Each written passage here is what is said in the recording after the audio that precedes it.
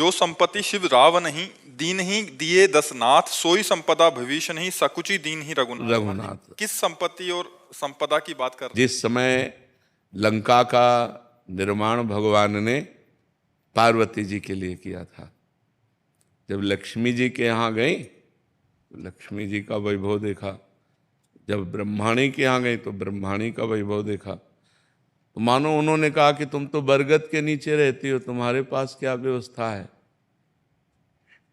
भगवान ने लंका का निर्माण किया, स्वर्णिम लंका का। उस स्वर्णिम लंका को पार्वती जी ने देखा, पर कहा कि हमें जो आपके साथ वटवृक्ष के नीचे रहने में अच्छा लगता है।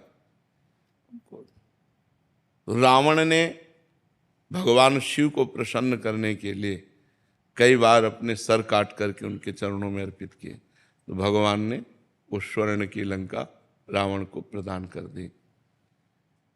बिना सर काटे केवल सर झुका देने मात्र से विभीषण जी के शरणागति होने पर भगवान ने बहुत सकुच पूर्वक दिया।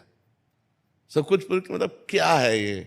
मायाकृत लंका भगवान सकुच, क्योंकि भगवान प्रसन्नता पूर्वक देते हैं अपने चरणों की प्रेम लक्षणा भक्ति।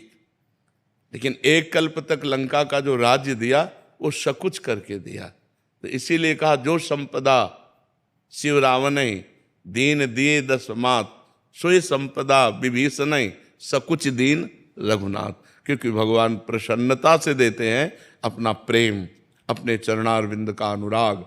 तो भगवान ने अविरल भक्ति भी दी और एक कल्प तक का लंका का राज्य दिया, क्योंकि लंका का राज्य ना देते, भगवान ना देते, अपनी प्रेम लक्षण भक्ति ही देते केवल। लेकिन उर कछु प्रथम वासना रही, विभीषण जी कह रहे हैं।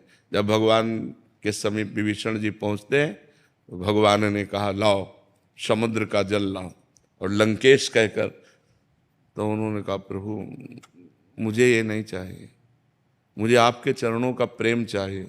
तो भगवान ने प्रश्नवाचक चिन्ह से देखा तो बोले हाँ, उर कछु प्रथम वासना रही। जब लात मारा था विभीषण जी को रावण ने, तो विभीषण जी ने उसी समय संकल्प किया था कि मैं भगवान की शरण में जाकर तेरा विनाश कराऊंगा और इसी लंकाधिपति के सिंहासन पर मैं बैठूंगा।